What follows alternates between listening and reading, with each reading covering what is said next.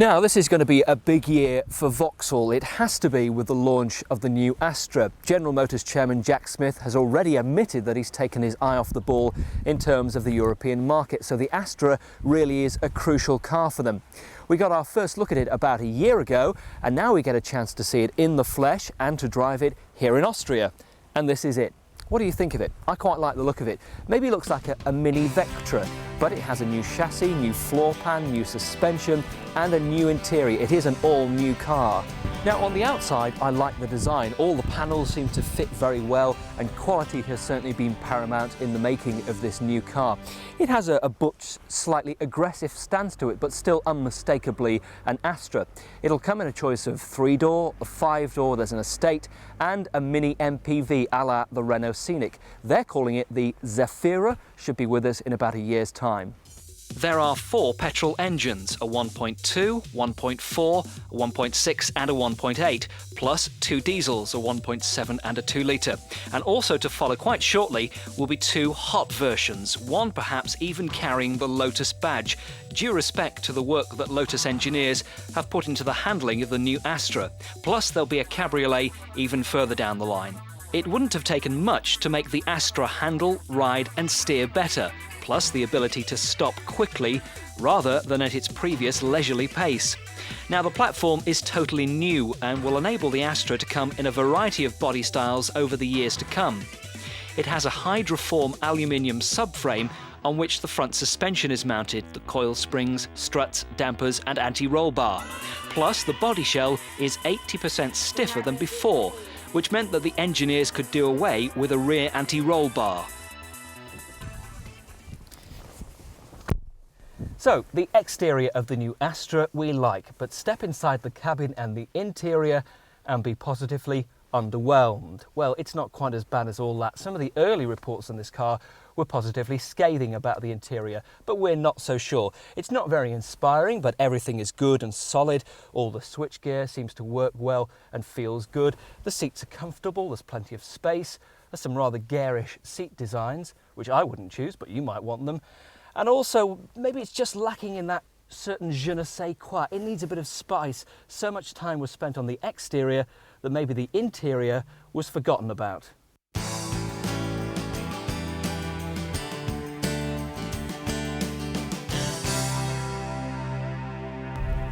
Now, this new Astra drives and handles like what it is, a new car, of course. This 1.8 that I'm driving at the moment is a very free revving car. You put your foot down and it goes quite quickly, goes very nicely, handles well. And General Motors went right back to the drawing board with a fresh piece of paper for this car. That meant a new chassis, new floor pan, revised engines and a new suspension as well, which was tuned in the end by their colleagues at Lotus, with particular preference made to the British style of roads. And certainly the new Astra handles and drives like no Vauxhall before. Now, the market sector that the new Astra is in is surely one of the most competitive. There's the Peugeot 306, the Citroën Zara, and of course now VW's new Golf. There's the Escort and its replacement, the Focus. Now, probably up until a few weeks ago, Vauxhall chiefs were very happy with the new Astra. That was until the Geneva Motor Show, when all that changed and Ford unveiled their new Focus and quite literally pulled the rug out from underneath its rivals. Vauxhall and VW chiefs were probably stood there quaking in their pinstripe suits and lederhosen as they looked at the radical new Focus, and it almost makes the new Golf and the new Astra look rather ordinary.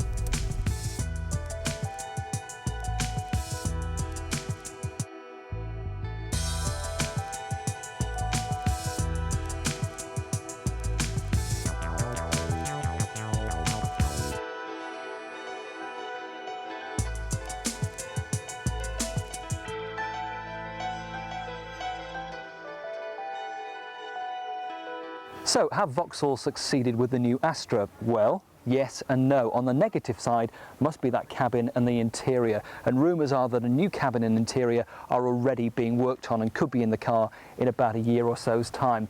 And like for like, say up against the Golf, the Astra's cabin is no match for it, and it's no cheap car either. They're very similarly priced. On the plus side though, you have to say the way it looks and the way it handles makes up for it. The engines are responsive, nimble and economical. So what do? Do you wait over a year for the new Focus? Do you wait a few months for the Golf, or do you buy an Astra now? Well, it's your money, it's your decision. Me, I think I'd maybe just hang on a little and see how things go. I'm sitting on the fence, I know, but make no mistake about it, this isn't a bad car.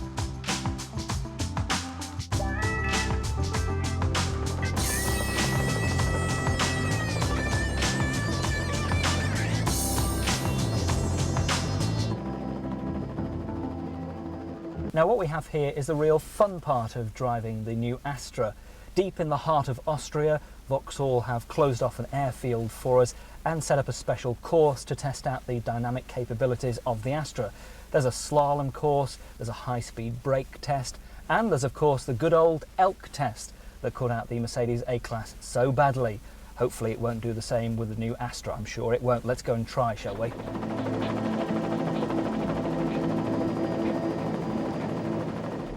So first of all, there's this slalom test. You've got to stay in the cones, of course, not knocking any of the cones off.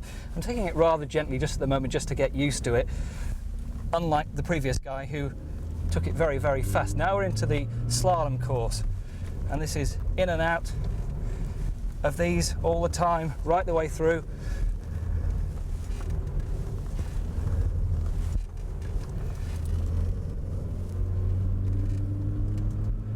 And we're heading now towards the brake test. We've got to try and hit 100 kilometers an hour before stamping on the brakes at this particular point here. And it seems to do the job very nicely indeed. Down to the end, turning it round. Back up, there's a recommended speed of 60 kilometers an hour into this. This is the good old-fashioned elk test. Whoop. Took a few cones with me along the way there, I'm afraid. A lane change.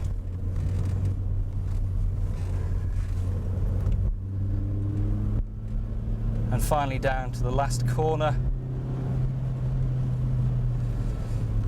Round we go, hard on the brakes in here. Taking it fairly gently back round to the end.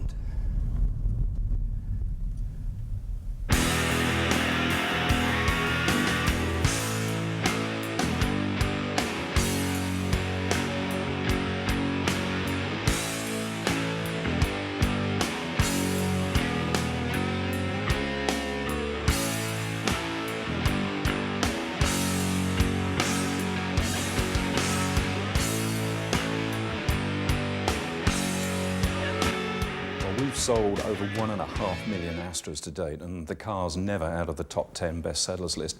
Now, this car represents a £1.5 billion investment, and we're very confident that it's going to become a #1 bestseller.